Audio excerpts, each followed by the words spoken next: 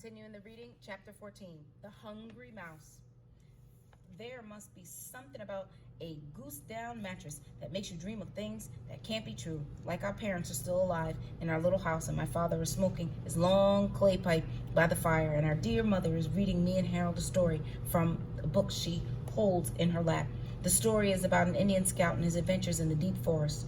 There's another story about a funny little man who goes to sleep for 100 years in a cave. Or maybe that's a story Harold told me later, because the dream is fading and I can't hold it, no matter how hard I try. Morning at Jebediah's house.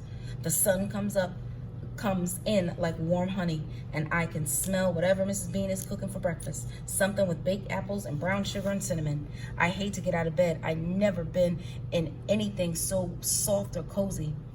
Makes me want to fall back asleep and find that dream where my parents are still alive and Harold is safe, and wars are in storybooks from a long time ago. I could do it too. Mr. Brewster wants me to stay. He says a 12-year-old boy has no business chasing an army on the way to war, and I can stay here and help him with the Underground Railroad. He says that getting beat by a colored man is so humiliating, smelt and stink will never bother us again. And there are still wagon loads of fugitives who need help. Part of me really wants to do it, wants to forget about my brother and live in the lap of luxury and get fat on pancakes and apples and pie and pork and cutlets and pan-fried chicken and ginger cookies and sugar on top. Maybe go back to Pine Swamp one day, riding in a fine carriage, dressed like a gentleman. Show old Squint what become of that ragged boy he kept in the barn like an animal. But no matter what, no matter how hard I try, I can't forget my brother Harold marching onto war on his bare feet without even a real gun, sleeping on the cold ground without enough to eat nor water to drink, and sickness everywhere. He's so brave and honorable and careless of himself that he'll get killed for sure.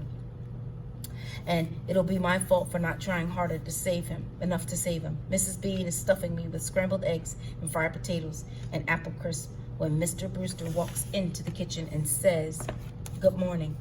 Homer, has thee decided? Let the boy have his breakfast in peace, Mr. Bean," shaking his spatula in this direction. Mrs. Bean. "Thee is right, of course. My apologies," he says, retreating. "No," I called out. Mr. Brewster comes into the kitchen, looking at me kindly, but sort of worried. Mrs. Bean shakes her head and sighs, and then pretends to fuss at the stove. "My brother is my whole life," I tell him. "They tricked him and sold him like they sell a slave, and thee means to find thy brother no matter what." "Yes, sir, I must. How will thee find him?" Mr. Brewster wants to know. "First, I'll try to locate Bob the horse." Mr. Brewster looks thoughtful, assuming thee locates this horse. "Then what?" "I've got it all planned except for the nagging details. Ride south until I find the army." I tell him. "That's it," he says doubtfully. "Ride south and hope for the best." "I can follow south," I assure him. "Don't need a compass to follow south if you know where the sun rises and where the sun goes down. If I said thee were but a child and must stay here under my guardianship?"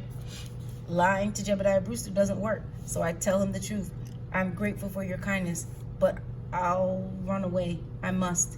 He nods his great white head like he already knew the answer. "The old horse is in the stable. It has been cured and watered and been given hay and oats. Bob the horse is alive." Good old Bob. Can't wait to see him and jump up from the table before the apple crisp is done. "Sit down," Mr. Brewster says, very stern. "Finish the food that has been blessed in this house." "Yes, sir," I say, slumping back into the chair. "But Bob, the horse will keep. Indeed, he will keep very well while the journey by train and steamship to New York." "Steamship?" I ask, puzzled. "New York?"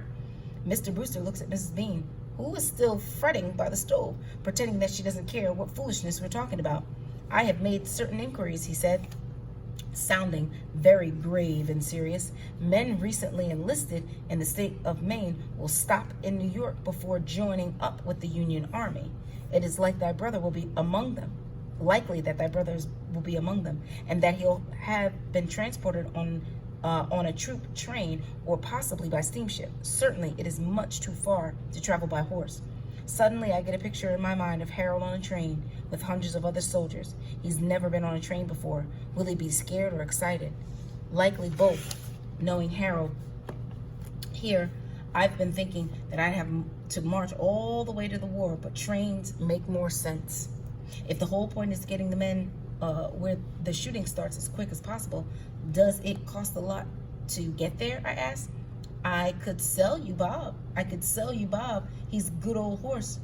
Mr. Brewster smiles. The animal is certainly old. I'll grant thee that much. Never mind the cost of the journey. I'll provide it gladly, and if I was not so urgently occupied here, I would accompany thee myself, but I dare not leave. Ebenezer Smelt may be gone, but there's still like-minded men who will take his place. I'll be fine, I say grandly. Don't you worry about Homer Figg. That makes Mrs. Bean roll her eyes, but at least she's smiling again. No, says Mr. Brewster, I cannot in good conscience let thee proceed alone. I have arranged to have a young Methodist clergyman act as thy guardian. He will be supplied with sufficient funds to buy thy brother out of the enlistment. It all sounds good to me, better than good, because I get to see what a train looks like and ride in a steamship, and Harold gets out of the army. Then we'll both come back to live with Mr. Brewster, and I'm pretty sure he won't make us sleep in the barn. Sitting in that warm and wonderful kitchen, it seems all my dreams are about to come true. Of course, if I'd known what was going to happen, I'd have taken Bob the horse or my own 2 feet, anything but get on that train. Trouble is, I had no more sense than a hungry mouse. I saw the cheese and never paid attention to the trap. Trapped by the name of Willow, the Reverend Webster B. Willow.